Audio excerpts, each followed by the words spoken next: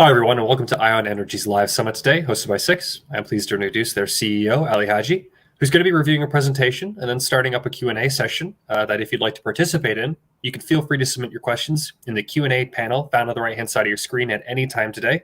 And if you'd like to get in touch with the Ion team, feel free to fill out the survey that's linked at the top of the chat. As always, the summit is being recorded, and it's going to be available to watch afterwards on Six.com, so take a look at that if you want to refresh. Without further ado, Ali, I want to pass things over to you so that we can get started. Thank you, Cam, and thank you to everybody that's taken the time to join us here today. I'm, of course, in Toronto. It's quite blistery here. It does not feel like summer, but hopefully some warm weather coming up this weekend. For those of you that are existing shareholders, you will be hearing some repetition, of course, but for those of you that are new or interested in our story, I will be covering it in quite some detail. For those of you that are familiar with our story, you would have recalled that our motto or sort of our tagline was Mongolia's first lithium brine developer and explorer. As of the last 2 weeks, we've now acquired an asset here in Canada, in the Northwest Territories, and thus we've changed our tagline to building a diversified global lithium portfolio. And I'll touch on why that was important and why we did so in the subsequent slides. I will be making forward-looking statements. And today, Ion Energy consists of 3 licenses, 1 brine asset by the name of Urgaknaran, 1 pseudo brine/clay asset by the name of Bavayul that requires a bit more work, and of course, the new acquisition in the Northwest Territories, our Bliss Lake project, 5,700 hectares in a very significant pegmatite district. We've started exploration in Mongolia ever since we went public in August 2020, and we will be starting exploration on our asset in the Northwest Territories here quite shortly. So we talk about a global lithium portfolio. This is not a segue for Ion Energy to step away from the great work and great jurisdiction of Mongolia. The reason we went after Mongolia in the first place was to ensure that you had localized supply of a very critical battery element, and that is, of course, lithium, whereas historically it has been imported from Latam and Australia all the way to China. Now that North America is sort of building its own supply chain and its own manufacturing hubs, it's just prudent that we are in this local jurisdiction in Canada and be in a position to supply the needs for the electrification of our planet. So in 2017, when we started the company, we were at the tail end of the last lithium cycle. We recognized it would be cyclical in nature, much like every element or mineral is. And of course, now we have a state in which it's no longer cyclical, but very much so a requirement for the clean green energy transition. So, started the company when lithium was 2,000 a ton. We haven't been born in the last sort of 18 to 24 months, like a number of others that are, of course, chasing what we've seen as a very high price that's now, of course, recovering from its bottom. A bit about the team. My background in asset management, spent about 13 years at Invesco in various capacities. I'm also on the board of a number of different mining companies. Beyond that, I also have a father that's been in the mining space for the last 4 decades. So you could say it runs in the blood. Matthew Wood is our chairman. He's also the chairman of Step Gold, a gold producer in Mongolia today. He's a serial mining entrepreneur and a Rio Tinto gold scholar, so a very rare breed that brings together a geologist as well as an entrepreneur. He's had a number of exits around the world, including the sale of Avanco Resources to Oz Minerals in March 2018 for about $440 million. Wendy Lee joined the team about 16 months ago with the sole purpose of ensuring that we have presence in China, where she would be facilitating conversations with various strategics as we advance our assets in Mongolia. She used to be at Noble Group, so a very skilled individual in her own right. Half our board is Mongolian. That consists of Bata Tumarochir, who is the chief executive of Step Gold and is an advisor to the Ministry of Mining. He was with the prior government, reappointed with the new government, so we are politically agnostic in country.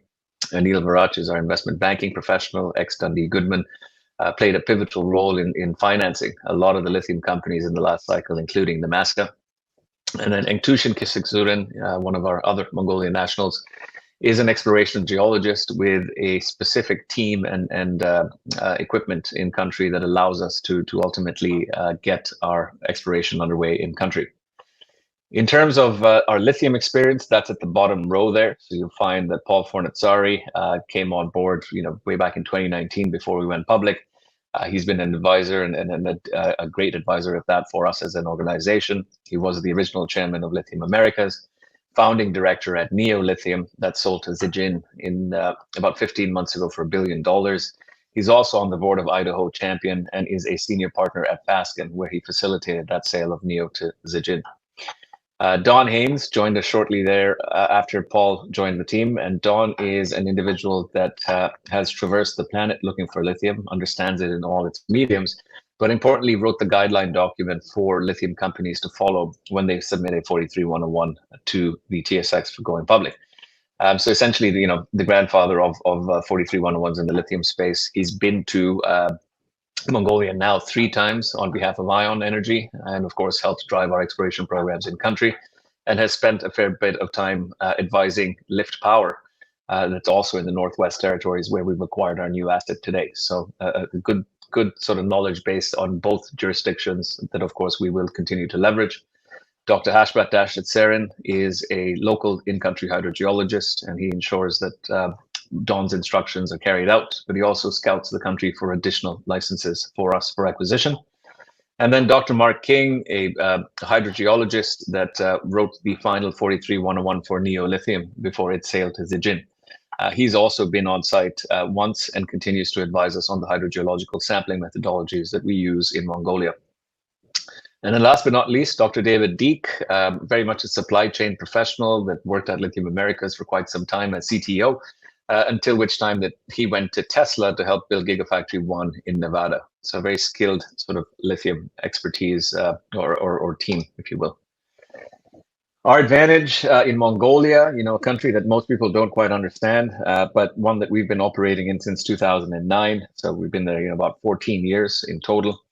We have had a significant exit in the past, and that was with Hunu Coal, where Matt Wood, my chairman, went into country looking for gold. Ended up being there during the coal boom, ultimately acquired a number of coal-bearing assets, brought them to inferred resource indication, and then exited to Banpu of Thailand for $500 million in cash. At the time of his exit, 350 employees and 3 expats. We then sort of went into Mongolia in 2016 to help acquire an asset from Centerra Gold. That company today is Step Gold. It is public, it is producing, and it came to production using 100% Mongolian staff. And then Ion Energy is a story that could very well be a hybrid of these 2 approaches. So consolidation of assets leading to exit, or consolidation of assets leading to a JV that ultimately brings online a beneficiated product that is sold in country or beyond for a higher margin, and of course paying more taxes, employing more people. And a bit to touch on the Mongolian government, which I think is important for our audience to listen to. Emmanuel Macron, the president of France, was in Ulaanbaatar as recently as 2 days ago, expanding relationships there for critical metals. We've also met with all members of government at various levels on various occasions that we've been going to country. I myself have been there, just over 12 times now. As recently as PDAC this year, the Minister of Mining was in Toronto alongside his delegation and the opposition leader of Parliament. Why is that important? Consider if you're in the US, if anybody here is joining us from the US, having the Republicans and Democrats in the same room saying the same thing, or if you're in Canada, the Conservatives and the Labour Party in the same room saying the same thing, which is the country's open for investment, transparency is paramount, and we want to ensure that a lot of organizations are able to come into that country and execute. That's been evidenced now by Rio Tinto consolidating Turquoise Hill shares in the amount of just about an $8 billion investment by a global major into Mongolia. So it is, in our view, a fantastic jurisdiction with great government. And of course, they've been very supportive with everything that we've been doing thus far. Our primary asset we went public on is Bavayul. It is 81,000 hectares. It is 60 kilometers wide by about 20 kilometers tall, located 23 kilometers from the Chinese border. Each of those green sort of spots that you see on the map there represent a gigafactory. So essentially what Tesla has in Nevada, and of course they've built one just outside of Shanghai today.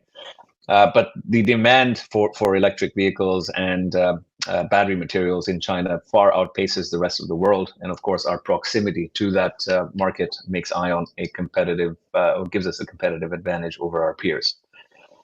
Historical work on Bavayul showed grades of up to 811 ppm.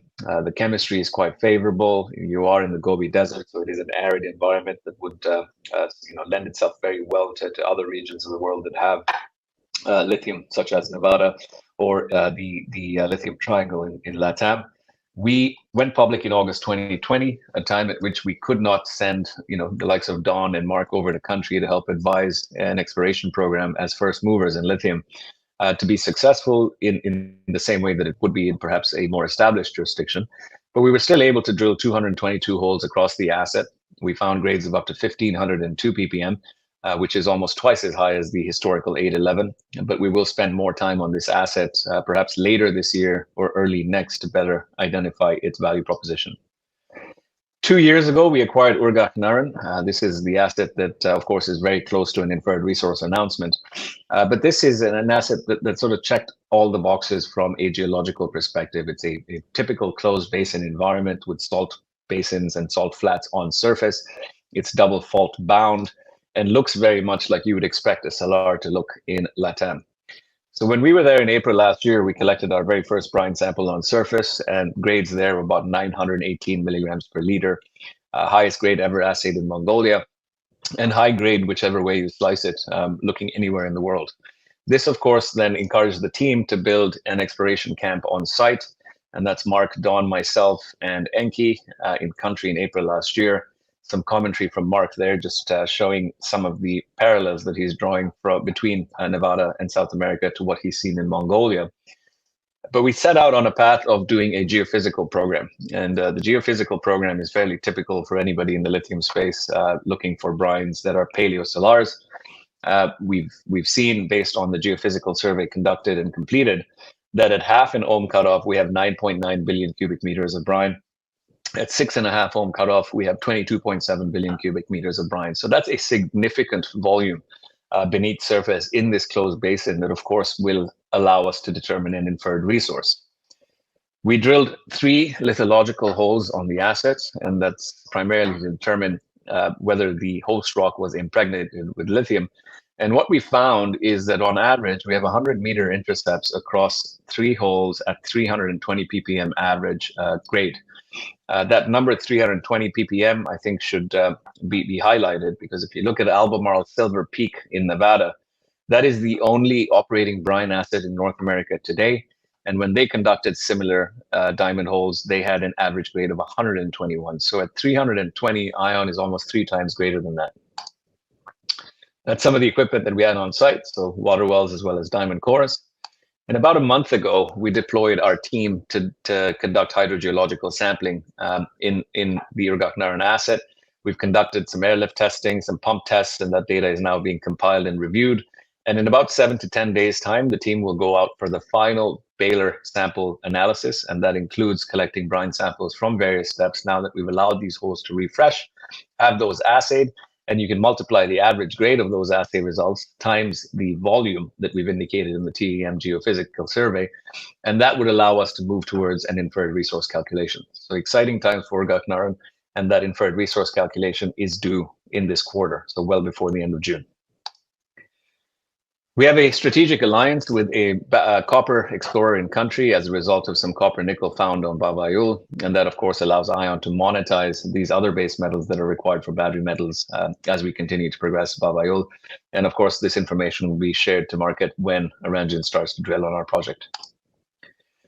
Now, let's talk about Canada. I think this is, really new for existing shareholders. And for those that are new to the story, you'll find that we've now pivoted. I wouldn't say pivoted. We've now grown our asset base to include 2 very specific geographies and jurisdictions. The Yellowknife Pegmatite District or Pegmatite Province is one that's been known as far back as the 70s. Canadian Superior, as well as the government of Northwest Territories, have spent a fair bit of time there looking for lithium in the past. Grades of up to 1.4% with 49 million tons of lithium oxide have been identified in the region. And of course, we had been presented with this asset about 4 weeks ago. And as a result of some of the neighboring companies that exist there, it was one that was too difficult to pass up, especially at the valuations, which I'll discuss in just a second here. So we have 5 congruent or attached and adjoined assets in the Northwest Territories today. That amounts to about 5,700 hectares on Crown land, and those are the sort of images that you see there. Apologies for the quality of the images, but as I'm sure you're aware, this is a very recent acquisition, and we're just building up our digital assets. At 5,700 hectares, it's about twice as much land as Lift Power holds in the region today. Lift Power has had some great success with identifying pegmatite outcrops, and of course, they will start to drill in June of this year. Their market cap is about $360 million in this very proven pegmatite field. Of course, you have the likes of PMET that are there. PMET also has assets in Quebec with a market cap of about $1 billion. So this is a region and a jurisdiction that I think is going to be sort of very, very relevant as far as supplying North America with the necessary lithium for this electrification that we're undergoing today. We've already obtained high-res satellite imagery that we purchased from a vendor down to about 20 centimeters in resolution. We've rolled up our sleeves as a team, and we're currently identifying outcrops that we will be visiting in short order here to begin exploration, including rock chip sampling. And we expect that to happen, in the coming sort of a month or so, whereby we'll go out there. My intention is to get out there in the first week of June to meet with the local communities, help develop our social license, and help educate the local community with respect to what we're looking to achieve in this region. Of course, we will be working with our peers, the likes of Lift and PMET, where possible to better understand the jurisdiction and advance things accordingly. So today, after the acquisition of Bliss Lake, we're about 62 million shares out. And for those that are curious, the acquisition of Bliss Lake was a $500,000 share transaction. So it's all in equity, and that's of immediate consideration. Considering the valuation of the assets around us, as well as the quality of that district, I think we've done a great job as a management team and board to ensure minimal dilution for a very significant asset acquisition in a proven jurisdiction and district. Management and insiders still continue to hold just sub 25% of the company. As we've stated, time and time again, we continue to buy on market. We participated in every round, and we've never sold a share. So we're owners alongside the vast majority of you that are here on the call today. We've got a number of funds that are in the company that have come in at various stages, either at the placement at 50 cents, which was over 2 years ago, or that have come in on the IPO at 30 cents, which is around where we're trading here today. So we haven't raised any money in over 2 years. We've advanced one asset to almost inferred resource. We've acquired an additional asset, and we have sufficient catalysts upcoming to help us re-rate from an equity perspective. And now that we have a Canadian asset in the portfolio of assets that the company holds, we will have access to flow-through funding. So the intent of the management team and board is that we raise some capital on a flow-through basis, probably up to $2 million. And we'll also do an equity raise alongside that for up to $3 million. The $3 million, of course, will be very much focused on Mongolia, and the $2 million through the flow-through would have to be dedicated to our asset in the Northwest Territories.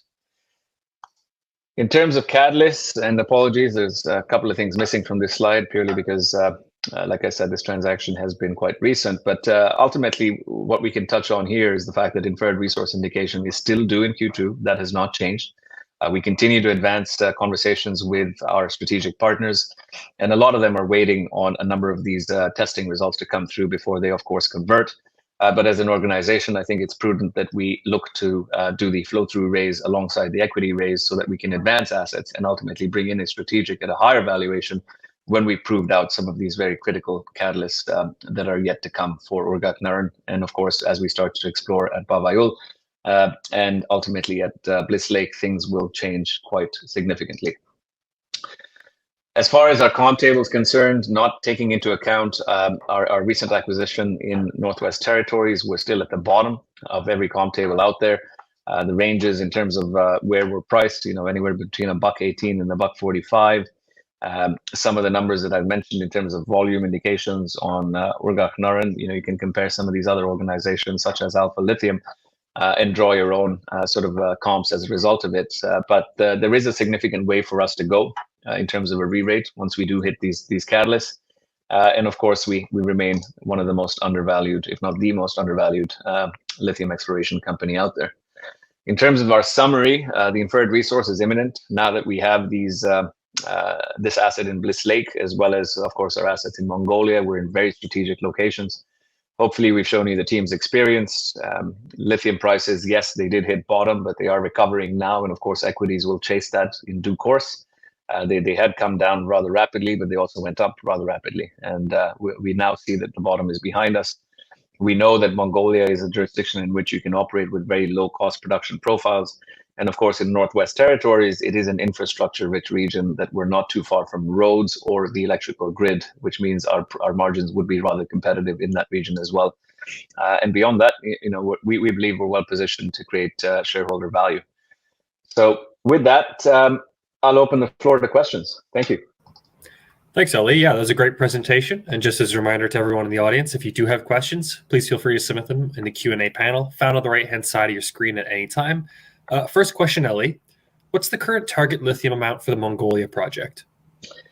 It'd be tough to give you a target amount. What I would say as a comparison, it depends on what you're trying to do with the project, right? In our view, we're trying to prove out the resource. If you look at Arena Minerals, for instance, they had 560,000 ton that was ultimately acquired by LAC for $270 million as a consolidation play in that basin, in that region. If you look at Alpha Lithium with 1.9 billion cubic meters, I beg your pardon, at a grade of just over 200 milligrams per liter, giving them an inferred resource of 2.1 million ton LCE, trading at 165 million market cap. If you looked at our volume with 9.9 billion cubic meters at half an ohm, if we had 100 milligrams per liter as our grade, which is the work that will be done over the next 7 to 10 days, that's about 10 million ton. So we don't have a target in mind, but we do know based on volume that it will be a significant find. Okay, great. Question is there a definite date for a release on that inferred resource? There's a follow-up question. It may be about the exact same thing, but just about an inferred resource estimate for the Bliss Lake prospect and when you could expect it. So for Urgak Naran, I'll answer that first. That's our asset in Mongolia. Inferred resource is due in June. I'm not going to speculate on the date and not be able to meet it, or if I beat it, that's probably a better thing. But it will be out in June. As I said, in the next 7 to 10 days, the team will redeploy to deploy the Baylor samples, sampling equipment, and then ultimately have that assay. We've completed the airlift testing, and so in June, you will have inferred resource on Urgak Naran. As far as Bliss Lake is concerned, this is a very greenfield project with some historical work done by the government. We've identified some outcrops from satellite imagery that we think we're going to pay a bit of attention to in terms of rock chip sampling and then ultimately channel sampling if they are of significance. We're also rolling up our sleeves and looking at high-res 20-centimeter satellite imagery to help identify additional outcrops. Before you can have an inferred resource on Bliss Lake, you would need to drill. And of course, that would involve permitting as well. So the first step at Bliss Lake is let's go out there, let's make sure we've identified the outcrops, let's understand that they have value, do the necessary channel sampling, and then ultimately move to get permitting in place so that we can drill. Thankfully, our neighbor, Lift Power, as I mentioned, is starting to drill as soon as next month. And so, given the fact that we're very close to them geologically and geographically, and a good indication of their results would help reflect perhaps what we may find when we start to drill at Bliss Lake as well. Okay, great. This next question is just in respect to the purchase of the North American property. Do you think that it was, do you think your decision to purchase it before potentially waiting for a reprice on the company's stock based on the back of the release of the inferred resource? Just could you walk through the thought and the plan with that? I can tell you that, when an opportunity comes your way at a valuation that it was valued at, it's prudent for management to move quickly. If we had waited, somebody else may have scooped this up and priced us out of that region. Of course, as you can see from this map, land is rather scarce, and so it is being swallowed up very quickly. And as a result of, I mentioned what the acquisition terms were. It's $500,000 in shares for immediate consideration. Which is a very small amount of our market cap today, with the ultimate possibility for the organization to reach up to 4.9% of ownership based on certain milestones that are exploration driven. So at that price for a land package that's twice as large as Lift Power that's in that region, trading at a $360 million market cap, I believe it was prudent for management to move as quickly as they did. Okay, fair enough. This next question is: Does Ion Energy need collaboration with mining companies abroad? Are there any raw materials that you require? Well, no. We would need sort of collaborations and partnerships with processors, perhaps. So, if depending on what the chemical makeup ends up being at Urgaknaran, you may require some very specific partners to bring in their technology for the ultimate extraction, and that's evidenced by the DLE technology that we're seeing sort of deployed around the world today. Lilac Solutions being one such company, as well as various others that are currently building DLE operations around the world. So no, we don't require any specific sort of. It's not sort of a one size fits all methodology. It would be very dependent on the strategic partner that we opt to partner with that has the potential to bring an asset of that nature to production. Okay, fair enough. What challenges do you face, if any, in pursuing both brine and hard rock lithium projects? It's a good question, and I think the challenge would be that it would be a sort of a more technical or intellectual barrier. But I think we resolved or solved for that very early on with the likes of Don, who's worked on various hard rock projects around the world. He's worked on clays. He's also worked on brine projects. So having written the very first 43-101 for lithium, he's a wealth of knowledge that, of course, helps drive everything that we do from in every medium, but including hard rock. And he's an advisor, as I mentioned, to Lift Power, our neighbor in the Northwest Territories. He's advising them on their exploration as well. And then we have Dr. Mark King, who was the QP on neolithium before it sold to Zijin for $1 billion 15 months ago. Very much considered a pioneer in the hydrogeologist segment or sector. He's an individual that knows brine better than most. And so we've got hard rock covered, we've got brine covered. And so I don't see it as a challenge with respect to our technical expertise or know-how. Okay, great. There's another question. What's the timetable for issuing the shares in the two equity tranches? The first of approximately 428,000 shares and the second of approximately 1 million shares. Somebody's done their homework. So the first tranche gets issued immediately upon acceptance of the Form 5B by the TSX. Of course, that needs to be completed. That's being submitted this week. We'll issue those shares as soon as we have approval from the TSX. And then the second tranche comes out 4 months thereafter. Right. What stones are you looking for in Canada? Lepidolite or spodumene? Spodumene and pegmatite. Okay, great. Another question. Will you wait until the inferred resource is published before the capital raise? Ideally, in an ideal world, I'd say yes. But I think you've got to strike when the iron's hot. And the fact that we're getting a fair bit of interest today, it would help to put us in a stronger position to execute if we were able to close that financing before then. Should that inferred resource come out, if we think the timing is very close between inferred resource and the potential for us to raise capital, we may opt to wait. But ultimately, we'll let market dynamics dictate the order of events there. Right. Jason says, 12 months ago, you indicated that you wouldn't sell an asset, but sell the whole company if that opportunity or it presented itself. Has that changed now? Would you be more interested in a JV with Mongolia Brine, or would you potentially spin out another company or et cetera, or anything?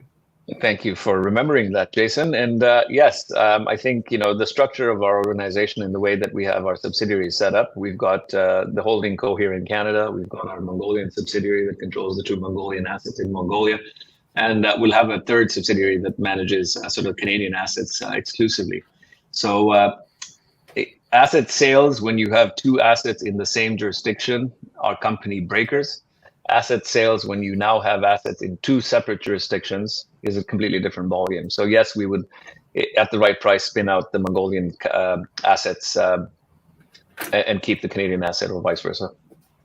Right. Could you talk about what makes you the most excited about this new asset in the Northwest Territories? Yeah, absolutely. I think it's, being able to get a significant land package at a very low valuation in a proven district that has shown historical results with neighbors of, multi-$100 million market caps is an exciting prospect.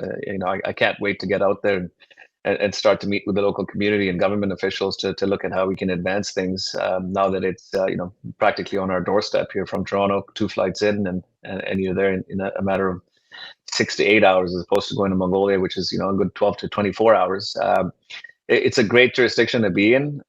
We think there could be a lot of potential there, and should it be one that shows promise, I think it would be a significant re-rate for the Ion Energy shareholders, let alone the rebates that we can expect from the Urgaknaran inferred resource calculation. Great. This next question is, have you ever heard from an end user? An end user, if that an end user of lithium, is that what we're talking about here? If you wouldn't mind, audience member, elaborating, that'd be great. And then we'll happily continue to ask the question. Stephanie, though, is wanting to know, are you looking for more projects to add outside of Mongolia? You know, in much the same remit that we moved very quickly on Bliss Lake, I think if something were to show up that is has a compelling valuation for the shareholders of Ion Energy and has potential based on the review of our technical team, yes, we would consider it. But I think the focus is very much around being close to those consumption centers. So, you know, am I keen to go out there and buy something in Chile or in Argentina? Perhaps not, because the ethos of the company was always based around finding supply close to where the demand exists. And that's why Mongolia was chosen to serve Asia and Canada was chosen to serve North America. Right. Just a question from an audience member. Could you confirm what price you'll be doing credit rises at? And you indicated that it wouldn't be below the line or wouldn't be below previous raises. Yeah. I mean, listen, that's a tough pill to swallow as an owner and as a shareholder. You know, management insiders hold 25% of the company, so of course we do not want to dilute as much as any one of our other shareholders would expect us to. But the market dynamics today are significantly different than perhaps they were a year ago, and so. In our view, that price has not been set. It is something that we're working on alongside the bankers and the various flow-through funds that are out there. So we are having those conversations today.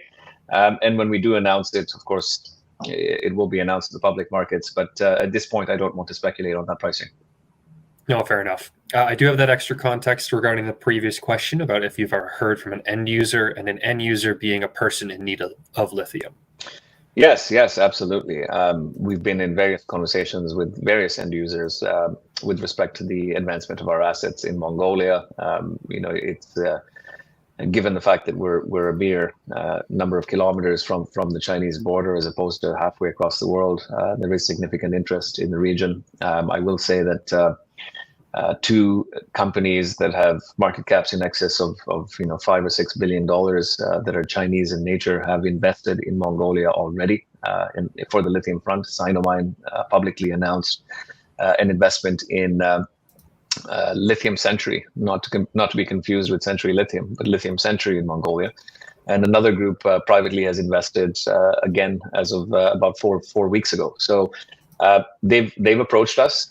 They are looking at our data, and we will continue to work with them. And at the right price, we would opt to give them a toehold in the organization with the ultimate path to a ROFR on development as well as a ROFR on offtake. Right. Is the plan for the Canadian asset the same as for Mongolia? You know, for instance, define the asset and sell it, or do a JV for development? It all depends. I think, you know, you look at our land package, it's rather significant. Of course, there are majors there that have very healthy balance sheets, so they may be looking for consolidation opportunities. And if that's the case, then and if it makes sense for our shareholders, it's something we would contemplate. But on the flip side, it also gives Ion Energy the opportunity to acquire assets in that region and ultimately grow our not only footprint, but our market cap so that we are providing shareholder value. So it could go both ways. Right. Jason's just wondering, are you still looking at having a strategic come in at a higher price? Always.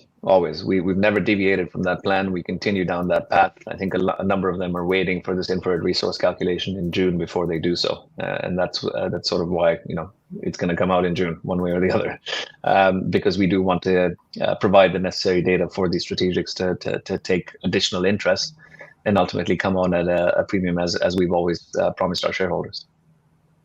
Okay. Well, Ali, look, that looks like all the questions that we received for today. It's been a great presentation, very fast-paced Q&A. Really appreciate you coming online. And of course, I appreciate everyone that's joined us today, especially those who've asked questions. But before we wrap up, Ali, I want to pass things over to you for any closing remarks that you might have. Thank you, Cam, and thank you for everybody that's taken the time today, and thank you for the very insightful questions as well. It's always nice to have shareholders that remember the details of what was said a year ago or so. But I think it's an exciting time for us. I think the Bliss Lake acquisition is going to pay dividends here as a result of the jurisdiction being established. But of course, the upside that we can see based on our peers in the neighborhood, Urgak Naran, with the various volume indications that we have to date, as well as the completion of the water wells, the catalyst there is an inferred resource calculation in short order.